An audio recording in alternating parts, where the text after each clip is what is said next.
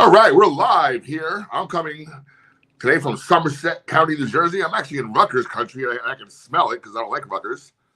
And Paul, just a fan below me there, is not in Somerset County. He's, or I should be, up in the Catskill area by the Hudson Valley. And, of course, my co-host, Nick from Milburn. Guys, Hey, how are you guys doing today? Hey, Blackjack. Good. How you doing? Doing well today. Not too bad. So I think we discussed before we got on the air that the unfortunately the groundhog saw it. Well, I don't know, how does that work? He saw a shadow, didn't see a shadow. If he doesn't see a shadow, he stays out, and we get an early spring. And that's why the Staten Island groundhog always has a early spring, because he didn't see a shadow, he didn't see nothing, and he didn't say nothing. So it'll be an early spring. But see, that doesn't make sense to me. If he doesn't see a shadow, it means it's a... Oh, all right. Doesn't see a shadow. I mean, it's a crappy day out, right? Yes, but that's lousy weather on Groundhog Day means a short spring. A quick spring. I don't understand it myself. I don't know who came up with that, but it's backwards and it should be changed anyway. All I know is it's freaking thoughts, cold out. It's freaking cold out, and it's been cold for way too long. And I don't know of any groundhog or hedgehog or anything else, but I'm done. And I can't, how many days till pitchers and catchers? By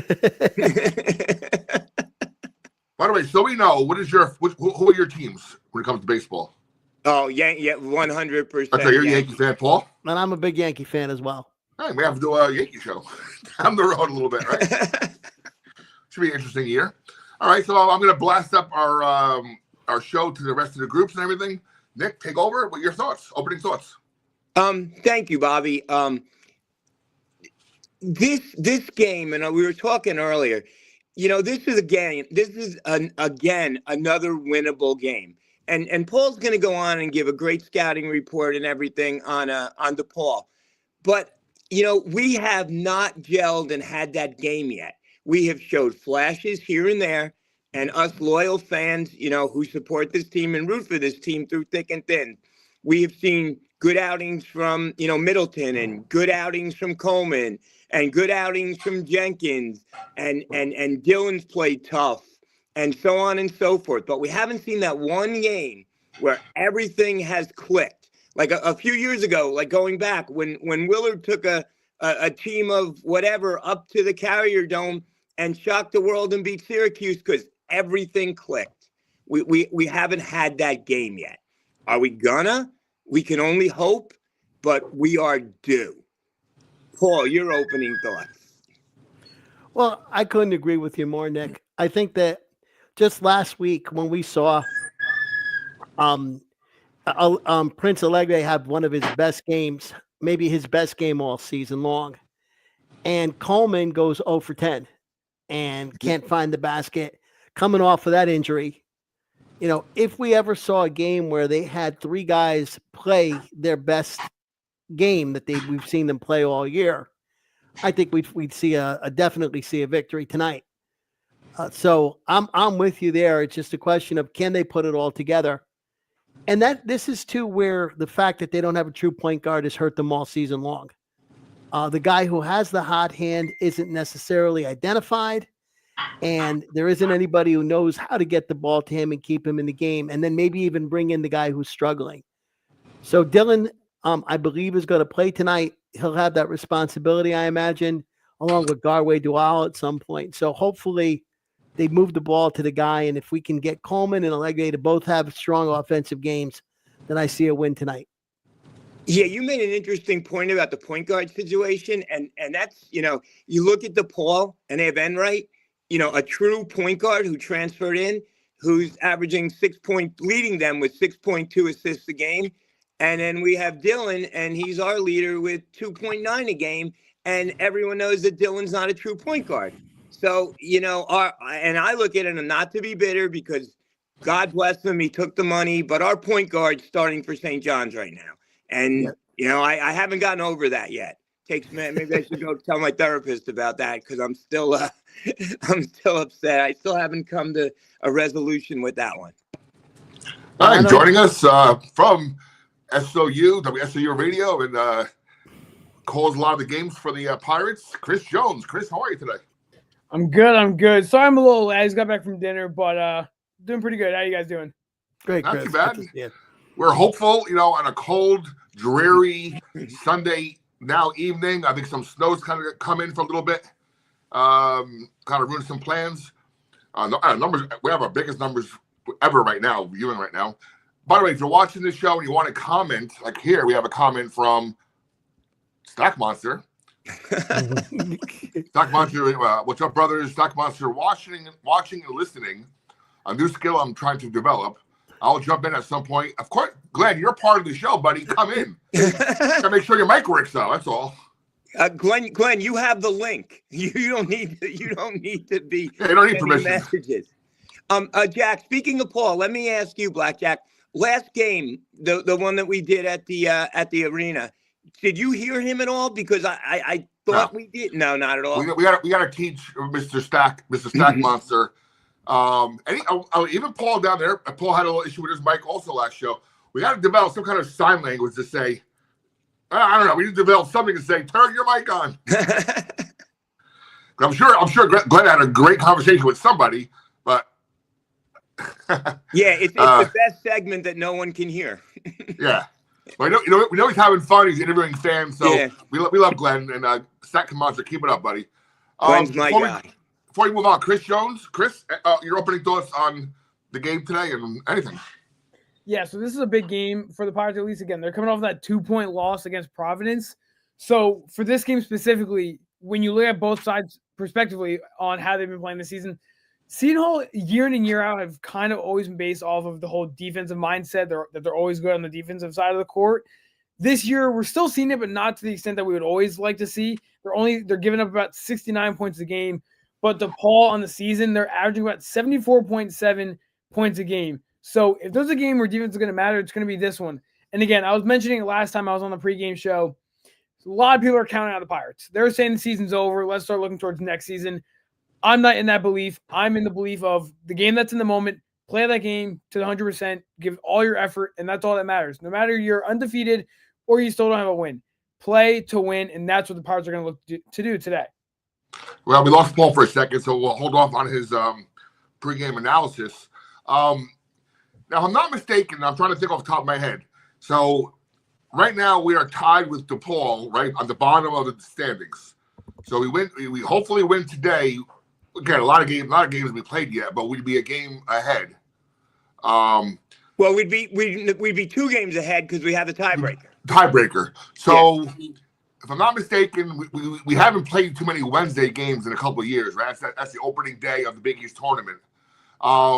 So I forget how it works. Maybe you guys can refresh my memory here. If we're not the bottom seed, then we should avoid UConn, right? Oh no. Who's number 1? No, so it's whoever, I believe, because whoever has the 1 seed, they got the bye. So if we're underneath the ball, if we're last in the Big East, we would then play whoever is second.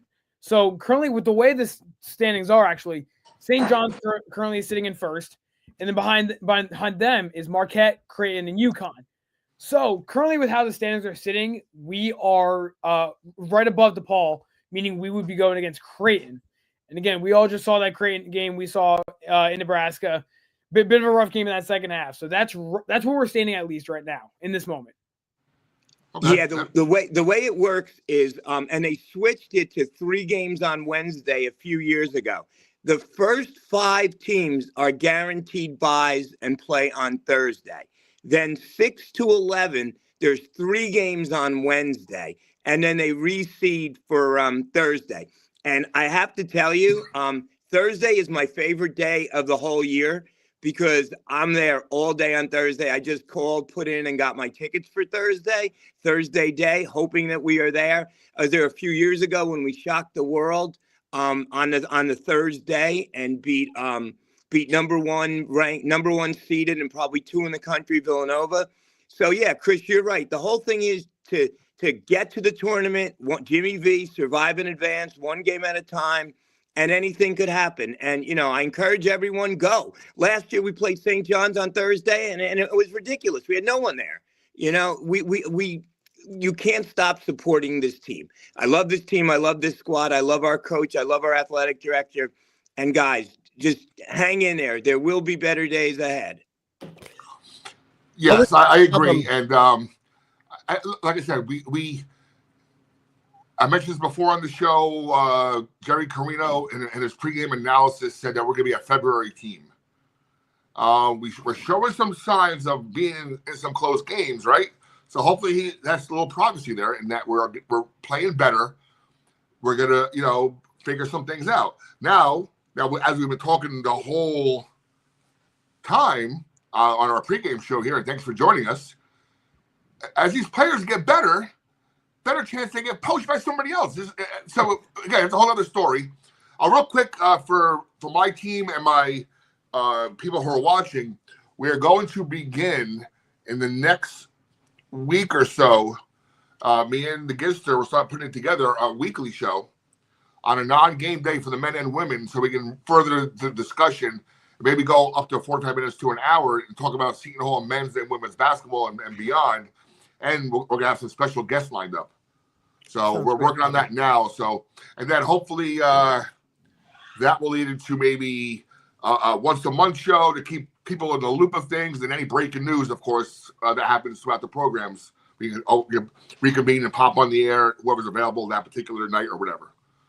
Real quick, Nicole Gizzy right there. Yes, Lady Pirates, big win last night. Chris, you followed the women's team. We'll have your report in a few minutes. But let's start off before we start, I mentioned this to Paul and Nick before. What the hell happened in the NBA last night?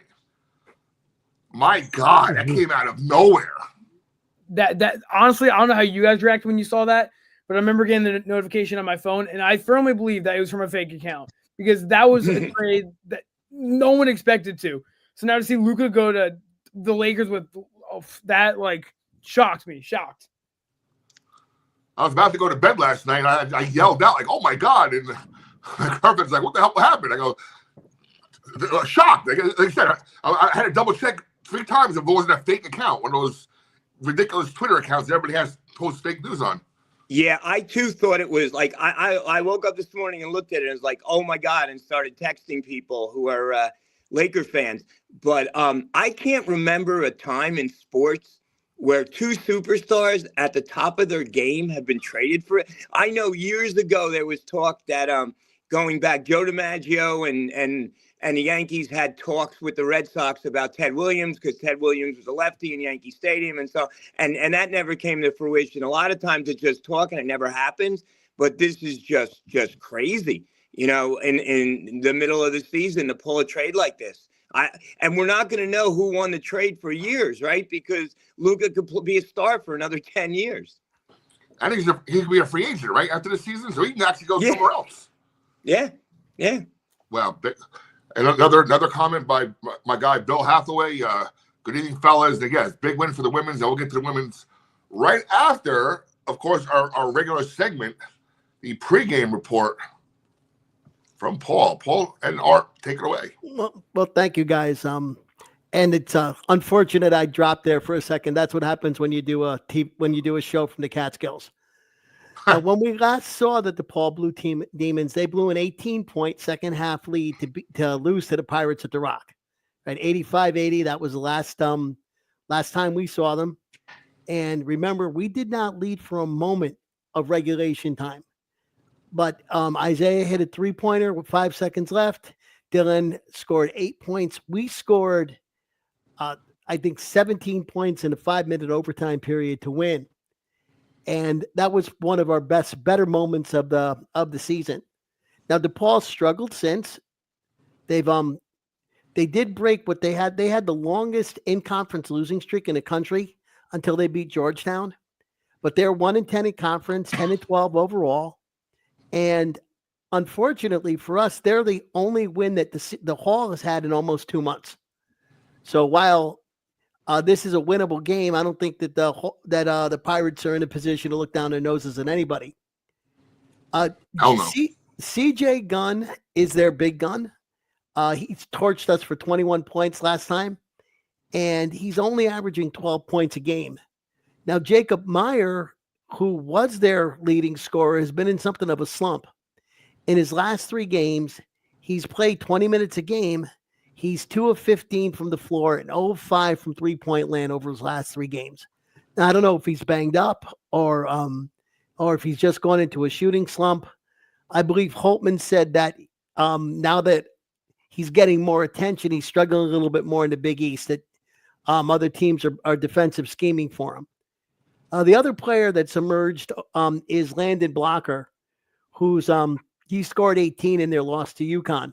And Enright, as was mentioned at the beginning of the show, Connor Enright is a very solid point guard, averages 6 points a game.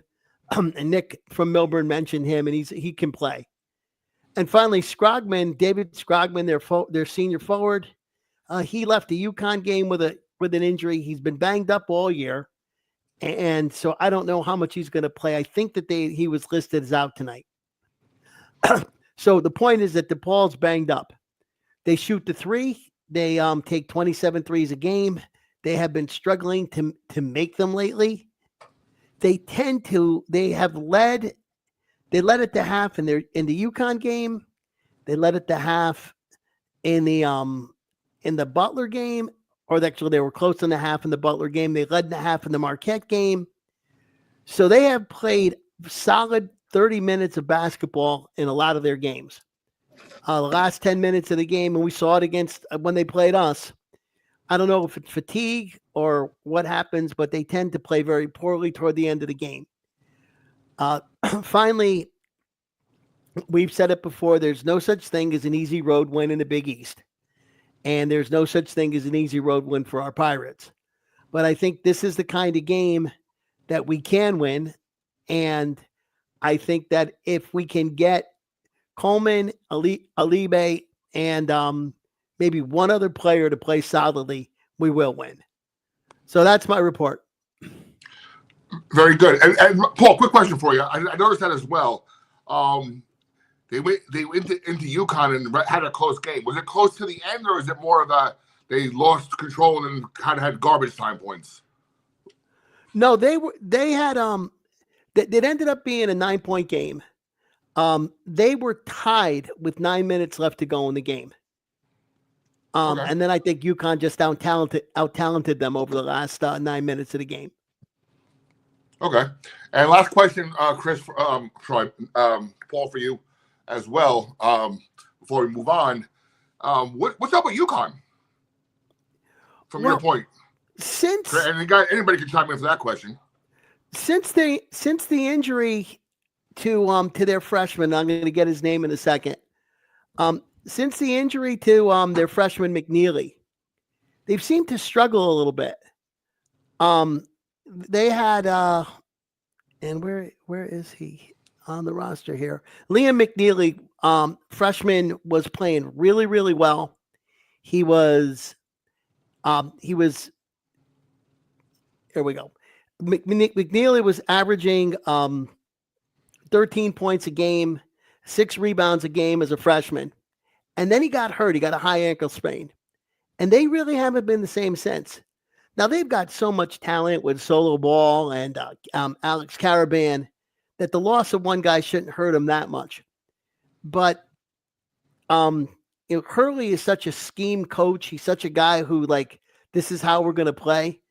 I don't know that they lose a guy in the middle of the season. He knows how to adjust well. Now, McNeely is supposed to be coming back, I think, if not for this game, then the next game. But that, to me, that injury has really slowed them down.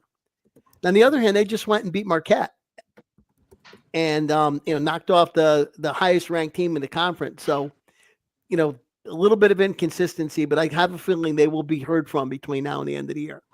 Bobby, since you brought up Connecticut and, we think of our favorite Seton Hall alum, Danny Hurley. Did you see what happened with Bobby Hurley last night? What happened? Bobby Hurley was playing the rival Arizona, and it got heated. There was trash talk, whatever. One of his kids headbutted one of their kids, and it escalated a little bit, and he took his team off the court. Game over. Really? Yeah. Wow. Yeah. Chris, you have any comments on UConn? Yeah, so I think, at least for this season, it's a little different for UConn because, again, everyone knows how good of a coach Dan Hurley is. But after last season, again, going back-to-back national champions, they lost a lot. They lost a lot of their core players from that starting lineup. So this is definitely a lot of a huge difference from last season. There are 4 players that got drafted this past draft. Stephen Castle, Donovan Kling, Tristan Newton, Cam Spencer. Those are 4 of UConn starters that just got drafted in this last NBA draft. And that was majority of their team, and that's where a lot of their success came from. So, yeah, they're still ranked. I believe they're still ranked in the top 25. They might be like right at 25. I could be wrong on that one. But he's got a bit of a new system. Again, Paul kind of mentioned it, that head coach Dan Hurley is a scheme guy. He knows how to make the most of his players, and he knows how to play. But I think he's still trying to make the adjustment of losing a lot of those players. Do you think they can make a run in March Madness? It depends. I think it depends on where they end up being ranked in the March Madness. Because if they again if they're seated lower than they would hope to, then they might go up against a big dog and could get knocked off pretty early. But people are they're not going to take UConn lightly. You can never take a back-to-back champion lightly. So no matter who you play, where you play, whatever it is, they're still going to play to their absolute best against you. Will they still make a run? Let's be honest. Most likely, it's UConn. They're one of the best, if not the best, basketball team in the Big East for the last, we'll say, 5 to 10 years. They're going to find a way to make their way down the March Madness bracket. I don't think there's any doubt that Danny will have his team ready, for the Big East tournament and for the big dance, the NCAA tournament. But I don't know if you guys are aware, the Sweet 16 is going to be at our home place, The Rock. So I don't know if UConn can eye that, because if they're there, that will be a home arena with everyone from the metropolitan area. No question about it. Yeah. Yes. And quick, before we do a segue to Chris's women's team report, the women, as you saw from my post earlier this week, are the first team out. How incredible is that? But then again, as people have mentioned as well, in the ESPN bracketology, we're nowhere to be seen anywhere in their projections. So it's funny how we're right the first team out on one board, and then the other one not even to be seen anywhere. And I'd like to say also at my annual dig on Rutgers, 2 5-star recruits, and they still stink. That's all I got to say. One last point. I just saw that Dylan is going to be out tonight. So it's going to be Dual playing point, which may not be the worst thing in the world. The last thing I wanted to mention, Bobby, is we're talking about UConn and St. John's and Creighton in the tournament, and can they make runs? Right now, those teams in ESPN's bracketology are all 7 or 8 seeds. Now, think about you're a 2, and you win your Thursday night game. And now on Saturday, you're looking at UConn or St. John's. That's a tough second game in the tournament. I think that the Big East is certainly the top of the Big East is highly underrated nationally. And I think there's going to be a team like Auburn who's going to find that out on the second day of the tournament. Absolutely. And I thank you, Nick. And I think Nick got that from Michael Frank in our group. So nice team effort there on the reporting on the update of today's starters and injury report. I never feel like Chauncey Jenkins is done. We just got this from our producer, Nicole Gizzi, saying what Paul said about Dylan being out, but also Chauncey's out too. I don't know if we mentioned that. Yeah, and that came from Michael Frank, who's also a part of our team, and he's thanks for watching us as well. All right, here we go. Chris, take it away with your women's team report. Yeah, so let's be honest, this women's team has probably been one of the best women's basketball teams for Seton Hall in the past few years that we've seen. Again, in the last few years, we've seen Azana Baines, what she's been able to do, some other names, Asia Davis, Kate Satterfield, whatever. This team specifically, overall, can do everything, and we're seeing it game in and game out. I'm going to mention her. Everyone mentions her every single week, but Jada Eads, the freshman, coming onto the scene in South Orange, has found her footing and has really been able to make her name known in South Orange. She missed the first few games to start the season due to an ankle injury, but since coming back, she's been lights out. She's been starting for the last, I believe it's like 10, 15 games straight or whatever it is. She's been starting, and I think what's been helping her so much is the senior leadership around her, specifically Amari Wright. Everyone knows Amari Wright is more of the, we'll say, the passer. She doesn't score too much, but she can create plays. She can find open lanes. She's also from Florida, Jada Eads also grew up in Florida, so she's been kind of that mentor for a player like Jada Eads. But again, looking towards some other pieces, Faith Masonis, who expected this transfer to come in and do what she's doing? Because I believe when she transferred in, she was maybe averaging, I think it was like 10, 11, maybe 12 points at Maryland. But now she's up towards the 17, 18 points per game, and has now been the star of this team. But everyone who is out on that court has their own impact, has their own, I'll say, benefit to being out on the court because they all have their different pieces.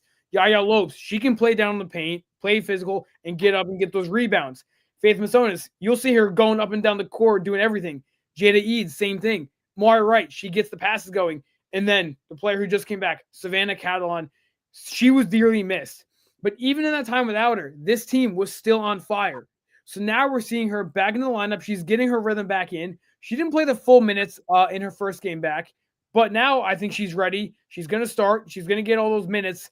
And this team's going to be hard to stop. There's no way, in my eyes, I see them being stopped. The only teams I could see stopping would maybe be UConn and Creighton.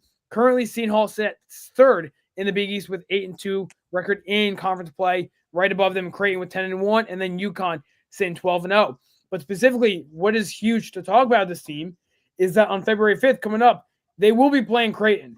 So that game right there could be huge on maybe determining the standings if Seton Hall moves up, if they maybe lose a game between them. But that game is crucial in Big East conference play. Absolutely. I remember one of the first shows we had with the Coach Boss show. I asked him specifically, where did you find Jada Eads? And he told me they were out in some recruiting trip, I think in California somewhere or Florida, like some one of those showcase games. There for somebody else, and somebody said, "Coach, you got to check this one out here," and that was Jada Eads. Now, before we go going forward with the show here, the two most important NIL things. I know we talk about NIL every week and every stuff and stuff. But the two most NIL guests this year: keep Jada Eads, keep Isaiah Coleman. That's what this program's going to need. Any comments on the women's team, guys? Let me just say, I was at the game the other night, and I was just so impressed with their defense. I mean, they held the other team last night, Butler, to 11 points at the half. That's like a CYO score. I had a coach once say, they never score and you'll never lose, and that wasn't true. 11 points in the first half of a Division I college basketball team. That's unheard of. They went at it. And then Faith got in a little foul trouble, and like Chris said about Catalan, Faith was out and we didn't miss a beat, and then Faith came back in and this team is clicking right now on all cylinders. I encourage everyone, go to the games. You can't get a ticket for the UConn game. I have mine. It's sold out. But I'll be there. I'll be looking for you, my guy. And by the way, if you see and Nick, if you see the CEO of our group, Patrick Mind, Blackjack and Nick Romano, original ladies team fans, no doubt. Thank you, Patrick. Thank you. And Nick is right. Kathy Flynn, and I'm gonna forget his name. But there's the husband and wife sit right next to me at the women's games, and they also sit courtside for the men's. I forget his name off the top of my head, but they're very friendly as well. And they're at almost every game as well. Yes, Kathy Flynn, my buddy Nick, myself, and my famous little couple right there next to me who come to every game as well. I'll get his name next time for our show. And yes, she flies in from Florida just to root on the ladies. Kathy bleeds pirate blue. No, there's not a better fan out there than Kathy. And also, I believe his name is Hardy Jung. Always sits there as well with his little flag banging against the wall. What a great fan. Well, no, Hardy Jung is my guy. I love Hardy Jung. I go way back with Hardy Jung. Hardy is another one that bleeds. You're talking real fans here, guys that bleed pirate blue. Exactly. And, of course, my guy Bill will be there sitting next to me and press row with a little squad there. All right. Without further ado, look who's there. He's here. He's there. Is his mic working? We don't know. The Stag Monster. What's up, buddy? Can you hear me? Can you hear me? Yes. Yes, we can. It's kind of interesting that you haven't been able to hear me on these shows because that's the first time in my life ever that people couldn't hear me. Anyway, so we've rectified that problem, at least here at home. And by the way, before I even get started, look at those muscles, by the way. Look at those muscles in that guy. Well, you see that? Bobby Blackjack, you're in my head. I was just going to say, before I even get started, I love the way this camera highlights my forearms. Oh my God! I might be Popeye motivated over to go there. to the gym. I guess it's a good thing I went to the gym at 6 o'clock this morning, huh? Not to mention, I found that there was a leaky toilet at Active Care, so I was able to text the manager and the owner and let them know what a good guy I am sometimes. Keep trying to tell that to Mrs. Stack Monster, but she's just not buying it. Anyway, so here's the deal today, all right? See, I got the Pirates hat. For those of you who saw Facebook, I had a little post earlier today. But I decided, since I've been having rotten luck all year with whatever shirt I try to wear, whatever Seton Hall shirt I try to wear, we have not been successful. So today I'm trying to channel a little bit of that triple threat 7th grade championship vibe. Now, look, I'm not saying we're going to win a championship, but if we can win the championship of the sellers right now, I'll take it, and we can take one step at a time. The one great thing about where we are is there's no place to go but up, baby. So that's what I'm looking. I'm looking up because I am not a pessimist. I am an optimist. And people like to say, no, you're not a realist. I don't care what those people say because I am a glass half full kind of guy. Okay. You have water bottles that are half empty or 3/4 empty, and you have water bottles that are full. I'm a water bottle. I guess we don't really use glasses anymore, do we? I'm a water bottle, all full kind of guy. So here's the thing. We may not have one, but one Big East game. Tonight, we could have two. I think one of you fine gentlemen have brought that up today. But I've got my triple threat shirt, okay? I put the whammy at the St. Benedict's game the other night, Danny Hurley's original coaching position at St. Benedict's. So I put a little whammy, a little abracadabra, and I think that maybe somehow I'm going to try to spin that into a victory tonight. I don't, I'm a little bit scrambled here. I got my ball. Who's going to be the star tonight? Who's going to step up for Seton Hall? It's going to be one of these guys that signed this ball right here. Anyway, so one more thing before I sign off. Nick, Bobby, who's that fan, that great fan at the women's games you were talking about? Something Johnny? Party Jung? Honey John, well, I saw you guys were kind of going at it on who's his boy. All right, is Bobby his boy or is Nick his boy? No, Nick. I have only one way to settle it. Bobby and Nick, a steel cage death match, baby. Oh, ha, ha, ha, ha. Hey, hold on. I got to call. Hey, Glenn, hold on 1 second. Don't go anywhere. I got to call flag in the play. I know it's not a football Sunday. We got one more football Sunday next week for the Super Bowl. Wait, how's my hair? Good. Hair's good. But you wore a shirt when we beat DePaul a few weeks ago. Where is that shirt tonight? I have to go back to the videotape. I'd have to go back to the videotape. I think since whatever shirt that was, it's probably 0 something since then. But it was 1-0 at that time, so I think we should have that. It was. I also had the goatee, and I had the goatee until goatee ended up 1-4, 1-5. So I was like, I got it. Two things. One, it wasn't getting me any more wins. Two, I want to stay married. So, there's that. So anyway. I got you. All right, guys, we're approaching. Other than that, just so you know, I am now officially a VIP. Okay, I get into the b-ball shootout tournaments. I just say I'm Stack Monster Jr.'s assistant coach, even though I know nothing about X's and O's. But if a kid sprains an ankle, I'm your man. In fact, I was just thinking one more thing before I go. Perhaps Chauncey and Dylan, they could come over to Active Care, Physical Therapy. I'll take care of them, all right? All right, free of charge. Boom. Well, I run that by my boss anyway, but bye, guys. All right, there's Glenn Popeye Stack Monster joining us today. He looks like he's, I don't know. The guy looks like he's juicing or something. Glenn, I hope you're not doing that. So yeah, at my age, it's more like prune juice. But anyway, yeah. Bill Hathaway, bring the shirt back. Yeah, bring the shirt back. How many points do you think we'll score tonight? Oh God, under. Go under. Well, let me just say, I will do a push-up for every point we score. Bam. All right. Now I will take breaks after every 10 or 20, but one push-up for everyone. I got the little tendonitis here I got to work out. Anyway. Like Bill said, bring the shirt back, Stack Monster. Bring the shirt back. All right, gentlemen, we're approaching less than 10 minutes to go before tip-off. We have to get in front of our TVs, get our drinks ready, get our snacks ready. The CEO has a comment to make. Stack Monster's been eating way too many Prudential Center chicken fingers. Nah, they got a lot of protein. So I wanted to ask Chris a question before we do our final thoughts on the women. Very enthusiastic, and the team is very solid. But we did get a reality check on our trip to stores. And I mean, when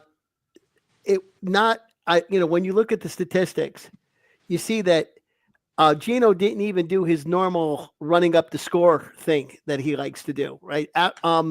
Nobody on UConn played more than 27 minutes, and they just played, and they blew us out. There's no other way to describe it. So my question is, given the development and trajectory of this team, would you rather see them get into the women's big dance or get into the women's NIT, which they might actually have a shot at winning? So what I would prefer is, because of the young talent we have on the team with Jada Eads as well as Savannah Catalan, I would like for them to get the experience of the NCAA tournament, specifically because I think come the next year or two, there's absolutely a chance if you develop these players even more, they have a chance to make a good run. Mm-hmm. So I think at least specifically, maybe more so for Jada Eads, give her the experience, see what it's like, the environment, the teams you're going to go up against. You want her to get her socks wet? Absolutely, because then come next year, she's ready, she's confident, she's calm, cool, and collected. Then at that point, you got a good chance to make a run. Fair enough. Look, I would have one comment to Paul, to add to that. You gotta keep it. We gotta keep in the back of our collective minds here that UConn is a football school, and the way realignment is hitting every month, something's happening with something different or whatnot. The Pac-2 only has two teams. Somebody is gonna poach UConn for their football program and their men's and women's basketball program. So that would just open the door up for a program like Coach Boz's to elevate even higher, to remain in the upper echelon of Big East women's basketball. Well, I would actually hate to see that happen. I think it would be terrible for Big East men's basketball. It's good to have multiple marquee programs, even if it makes it harder for everybody else to compete. But UConn is stupid. They've done many stupid things. They would be in the ACC right now if the Attorney General of the state of Connecticut hadn't sued Boston College when Boston College left the Big East. I don't know if you guys remember that. BC left. It was one of the first teams to leave the Big East for the ACC. Yeah. And Connecticut's Attorney General sued Boston College and sued the ACC. He's the senator now from Connecticut. And one of my best friends likes to say that elephants and lawyers never forget. So, it'll be interesting to see what happens in the ACC if UConn ever ends up there. That would be a better fit in my mind for them than either the Big 12 or the Big 10, where football wise they'll get annihilated. But it'll be interesting. I'm going to disagree with my good friend down there, and just I hated the fact that UConn was let back in after they deserted us into the Big East. I hated it, and not for anything else, but for the fact that we lost 2 non-conference games that gave us wins because they came back in. So I hate that. I like Danny a little bit, but I hate UConn. Hate their fans. Hate everything about them. So apparently some breaking news, women's basketball. USC got beat by Caitlin Clark's old team, Iowa, and former Wildcat Lucy Olson with the big win. By the way, real quick, before we go to our final projections, and I believe this is a fan of Chris's right here. Hi, Chris. Yeah, that's my mom right there. So hey, Mom, what's up? How are you? Hi, Mrs. Chris. Mrs. Chris, you have a great son. Yes, that's Hi, sure. Mom. Real quick, before we go on to final thoughts, I noticed on X, the former Twitter this week, that it was pretty funny. Look for it. The women's team posted a screenshot of the ESPN bracketology, which had them nowhere near anywhere, right? And they said, hey, don't sleep on us. we have 5 losses, and 3 of them are against top 16 teams in the country. That's a pretty damn strong resume, if you ask me. So, it was pretty cool how the social media department of the women's team, Matt Sweeney and his team, put that together on X to say, hey, don't sleep on us. Look at our record. Look who we lost to. We're in the upper echelon of the Big East, and, we deserve to be there if we continue this way of playing. And thank you from your mom right there, Chris. All right, final thoughts. We have 5 minutes to go, 4 minutes to go. I'll start with Paul on the bottom. Final thoughts of the game today. I've been saying it all year. Perimeter defense. The DePaul loves to shoot threes. They're in a shooting slump. Go out there, block some threes, and then run your offense. Move the ball on our side. Let's get at least two guys involved from the very beginning. We can get 3 players involved offensively from the very beginning. I think we win. And I think we win by about 9. Stack Monster, any final thoughts? But your mic's not on. Oh, he's back, all right? Yeah, I'm back on. Yeah, I have one final thought. Make sure you brush and floss after every meal. Happiness is a healthy meal. Chris, final thoughts. Yeah, I think Paul said it perfectly. The big thing with this team has always been the perimeter defense. They're allowing it's a 35.9% shot from behind the arc. So that's going to be something that's big for if they can stop that, because most of their game comes down to the paint. So if they can hold tough around the perimeter, they have a good shot today. My co-host, Nick from Milburn. Thank you, guys. So I'm going to be heading out to see the opening night of Mystic Pizza at the Paper Mill Playhouse. I will have my phone. I will be, hopefully a light won't come on, so no ushers will look at me and yell at me, but I will be checking the score. With the women's team, guys, just remember and put this in the back of your mind. Big East tournament, if we're 2 and 3, we won't have to play UConn till the final. I know that's a stretch, but could you ever imagine? And then you don't have to worry about any selection Sunday. We're in. Again, Shah, I love the man. He bleeds pirate blue. Way back at Labor Day, there was a women's volleyball game. There might have been 15 people there. I was one of them. Shaheen Holloway was there rooting on the team. He really bleeds pirate blue. He's a pirate inside and out. And, he needs our support. Seton Hall by 1, buzzer beater by Coleman. And my final thoughts is, yes, I'm actually seriously considering going to the women's Big East tournament this year and covering the women's team, because I think we have a special season like we've been discussing, and supporting Coach Boz and the ladies. Yeah, I'm with you. Let's get out of the basement tonight with a big win against DePaul. Let them forever be the basement team. Let's get out of it and start rising up. Final thought from the Gister, our producer. Buy a brick. We are off. Enjoy the show. Tip-offs in about 1 minute.